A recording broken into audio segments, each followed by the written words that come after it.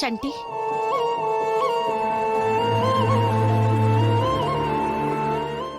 ఏంటి ఇలా ఉన్నావు? ఏం లేదు. నాకు తెలీదా నువ్వెందుకు బాధపడుతున్నావని? మీ అమ్మ వాళ్ళు చేసిన దాని గురించే కదా. అవునదునా, మనుషుల్లో మరీ ఇంత దొంగలుంటారు అనుకోలేదు. ఆ కాంపిటీషన్లో నువ్వు గెలిస్తే నాతో ఆ షాప్ ఓపెనింగ్ చేయిస్తాను అన్నారు. నువ్వెంతో కష్టపడి గెలిచావు, కానీ మాట ఎలా మార్చేస్తారు?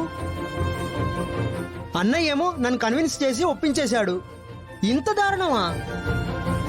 మీ అమ్మ అంతేరా, తను అనుకున్నది చేస్తుంది కాని ఎదుటి వాళ్ళ అభిప్రాయాలతో కాని, వాళ్ళ కష్ట సుఖాలతో కాని, వాళ్ళ బాధలతో కాని సంబంధం ఉండదు. అది కాదు నానమ్మా, వదిన ఎంత రిస్క్ తీసుకుంది. నా ఆనందం కోసం తన జీవితాన్నే పణంగా పెట్టింది. పొరపాటున తన కాంపిటీషన్లో గెలిచుండకపోతే విడాకులిచ్చి ఈ ఇంటి నుంచి శాశ్వతంగా వెళ్లిపోవాల్సి వచ్చుండేది కదా.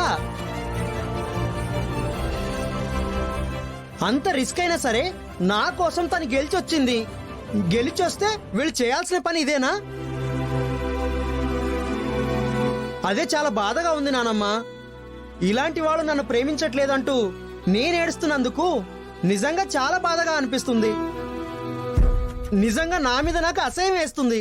చూడు చంటి, ఇప్పటికీ గెలిచింది నువ్వే, ఓడిపోయింది మీ అమ్మ అన్నయ్యే. అవును, మీ అన్నయ్య వచ్చి నిన్ను రిక్వెస్ట్ చేశాడు అంటే అర్థమేంటి? నిన్ను బతిమాలుకున్నట్టే కదా.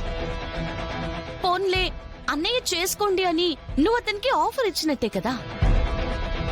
నీ చెయ్యి పైనుంది, వాళ్ళ చెయ్యి కిందుంది, వదిలేసి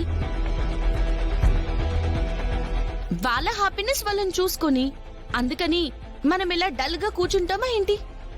మనం ఇంట్లో ఎంజాయ్ చేద్దాం. చెప్పు, ఏం తింటావు? చికెన్, మటన్ ఏం చేయమంటావు?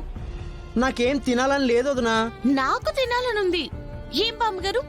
అవునీ, నాకు కూడా కొంచెం బోన్లెస్ చికెన్ అయితే బెటర్. అర్థమైంది కదా. శుభ్రంగా చికెన్, మటన్ తెచ్చుకొని బిర్యానీ చేసుకుని ఫుల్గా తిని హ్యాపీగా ఎంజాయ్ చేద్దాం. ఏమంటావు? బామ్మగారు, మీరు చంటిని చూస్తుండండి, నేను వెళ్ళి తీసుకొస్తాను. వద్దులే వదినా, నువ్వు ఒక్కదానివే ఎలా వెళ్తావు? నేను కూడా వస్తాను. మరి ఇంకెందుకు లేటు, పద వెళ్ళొస్తాం బామ్మగారు.